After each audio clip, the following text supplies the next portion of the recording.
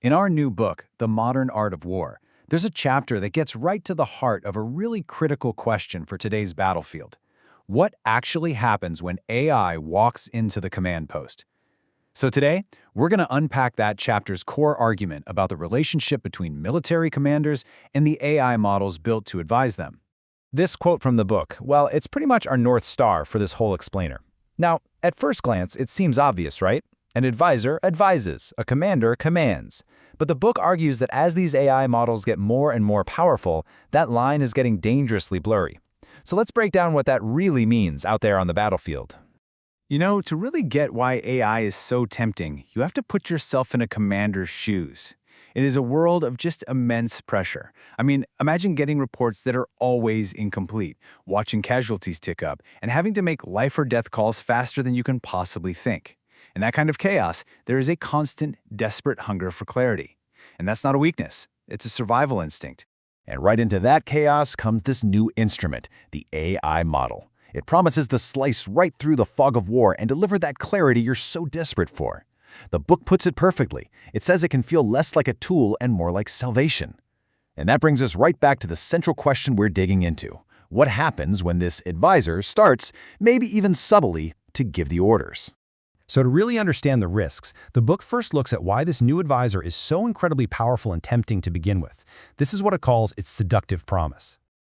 I mean, just look at the sheer scale of what these models can do. They summarize intelligence, they predict enemy movements, sort targets, simulate outcomes. The book points out a key difference. A human staff might take days to find a critical pattern in the noise. A model can find it in a few hours. That isn't a small improvement. That's a revolutionary leap in processing power. Okay, so we've seen the power, but here's where we get to the real tension. We have to draw a very sharp line between what a machine does, which is calculation, and what a human commander does, which is something far more complex. It's judgment. And this slide just illustrates that difference perfectly.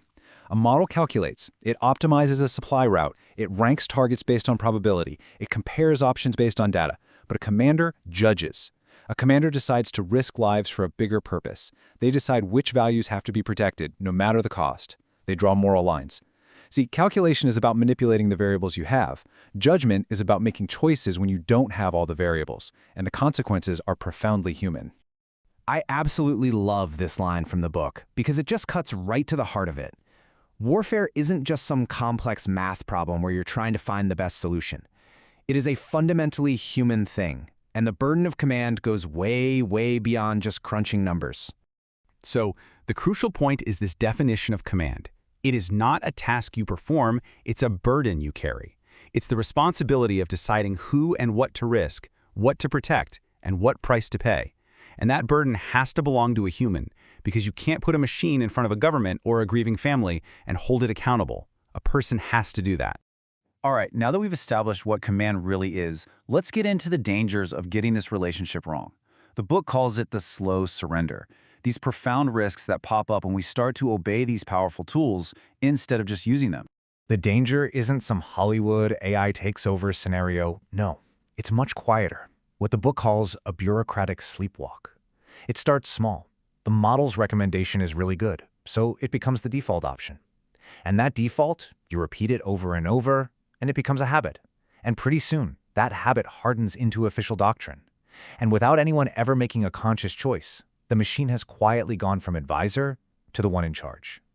And this can lead to strategies that are, as the book says, locally brilliant and globally disastrous.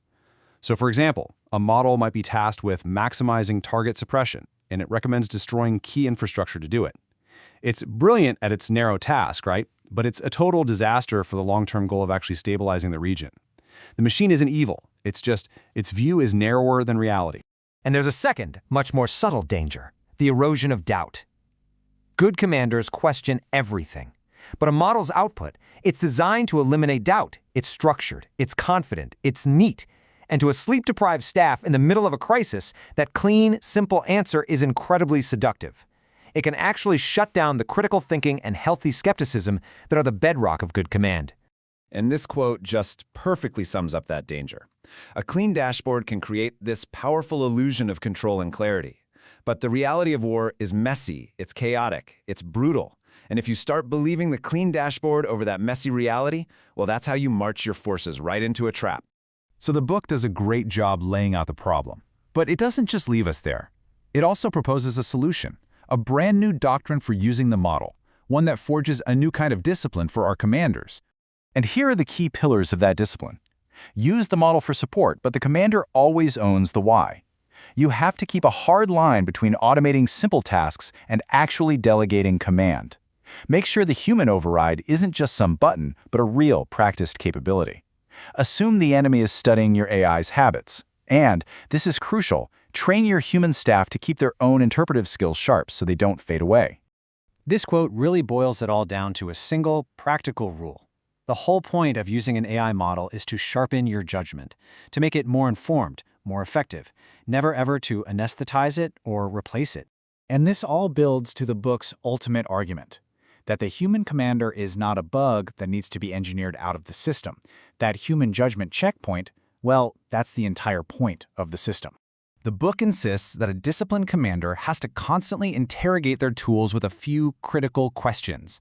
And these aren't technical questions for the IT guys, they are command questions. First up, what is this AI actually trained to do? And maybe more importantly, what are its blind spots? What does it see poorly? Next, every single model has assumptions baked right into its code. So what are they? What values or priorities are hiding just under the surface of that clean, confident output? This is all about looking inside the black box. And finally, how would our enemy use this thing against us? How could they feed it bad data to manipulate our decisions? And when it all goes wrong, and it will, who has the authority to pull the plug? A serious military has to practice for model failure, just like it practices for running out of ammunition. This final comparison really brings it all home. Look at the left column. The model can do incredible things to support command, but then, look at the right. A model cannot inherit a sacred duty. It can't absorb the blame for a mistake. It cannot mourn the dead, and it can't stand up and explain to a nation why a moral line was crossed. These are the burdens that must and can only be carried by a human being. And that leaves us right to the book's ultimate conclusion on this whole topic, its fifth doctrine. Let the model inform, let it assist, let it sharpen. But command itself must remain irreducibly, undelegatably human. So we're going to leave you with this final thought. The commander is that final checkpoint where raw technical capability, what the model says can be done, is forced to answer to moral and strategic judgment, what should be done. And the final question the book leaves us with is a pretty sobering one. In this new age of artificial intelligence, what happens if we ever forget that?